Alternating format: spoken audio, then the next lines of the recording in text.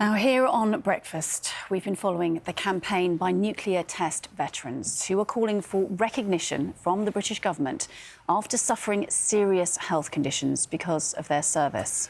The men were ordered to test atomic bombs in the Pacific in the 1950s and 60s, wearing nearly no protective equipment. Yesterday, we spoke to some of the surviving veterans and their relatives about the impact it's had on them. We would like to get compensation. We are not freeloaders. We served our country and we were subjected to evil. Since 1952, the nuclear test veterans have been victims of two-tier justice. To achieve this dystopian nightmare, they have actually criminally withheld evidence of medical records and relevant records to avoid accountability. I'd like to ask your viewers, are these the actions of a democracy or the antics of a banana republic? And we veterans and families have had enough in 2025. In the first instance, what you would really like is to sit down with the Prime Minister, right? Absolutely. He promised me, and he's promised other people sat around here, that he would meet us. Now, he should. I mean, we met him back in opposition, and he said, you know, your campaign is our campaign. I back you 100%. He even sort of talked to me privately afterwards and said, I have children. I understand. I get it. And I felt really hopeful. I thought, actually, this is a man we can work with. He understands. He does get it. But then since he's got into number 10, nothing. Zilch.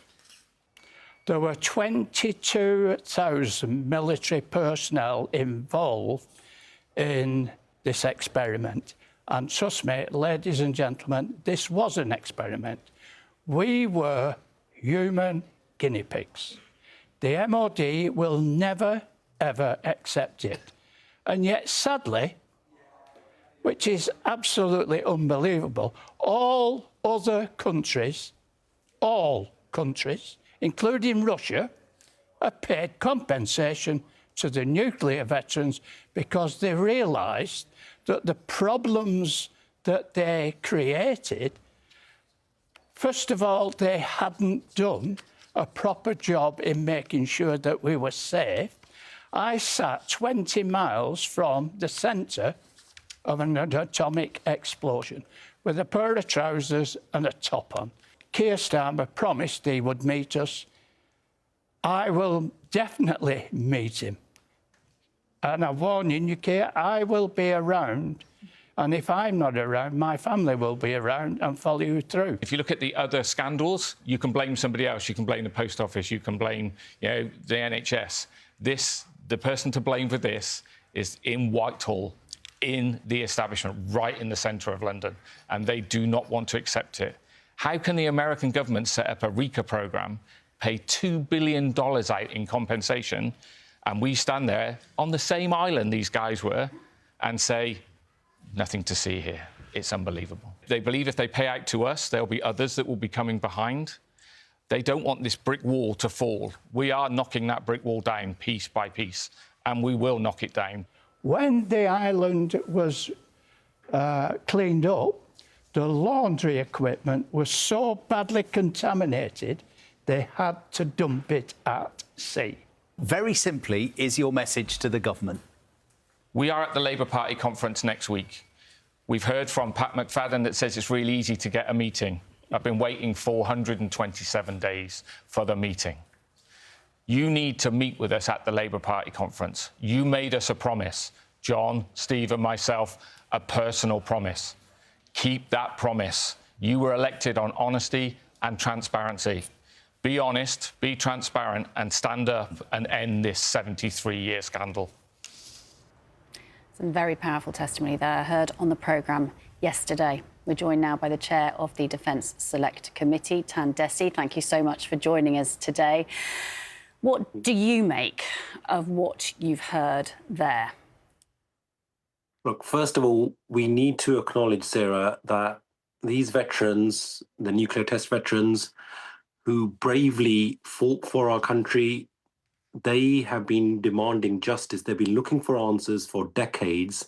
And sadly, in that pursuit, many of them have passed away, and there are not many left now. And I know that they, along with their family members, have been wanting those answers. And on their behalf, many of us as parliamentarians, those of us in the Defence Committee, the likes of me, Emma, Liu, and other members, have been asking questions as well. I know that prior to me, over the last few years, Defence Committee members have been asking those same questions. And that is why my request to the Ministry of Defence is that they need to quickly conduct the exercise that they have promised us, and they need to provide those answers. They need to be transparent, because that is what our veterans, our brave veterans, deserve. They deserve justice, they deserve transparency, and they deserve the truth. And many of them have not even been given medals in recognition of their service.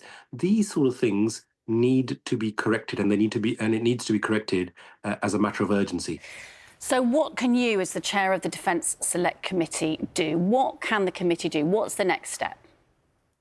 Well, the committee, apart from asking questions in public evidence sessions, so during our hearings, we have questioned whether it's the Secretary of State, defence ministers, officials, and subsequent to that, back in April, we were offered a private briefing which actually went into the matter in detail. I can't divulge the exact things that were discussed, but the gist of it was that we were promised that they would conduct their exercise forthwith.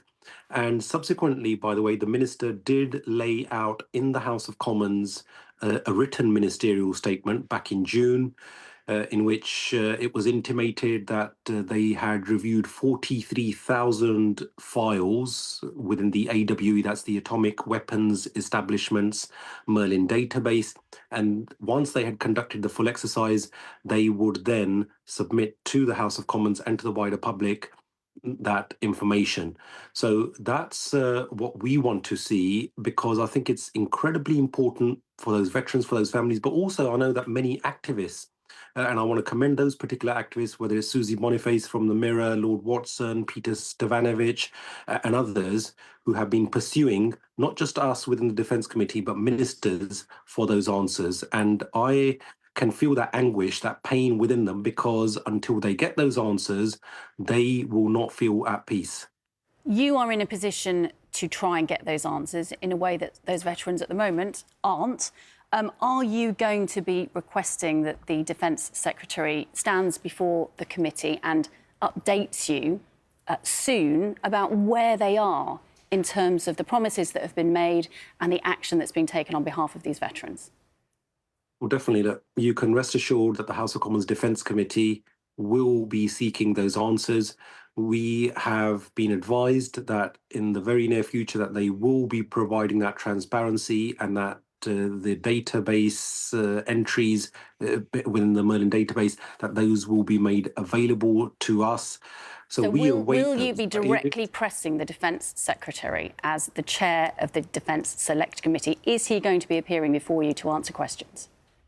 Sarah, you can rest assured that we will be asking those questions of the Secretary of State and of ministers. The Secretary of State appears before the Defence Committee as a matter of course on a regular basis, as do other ministers.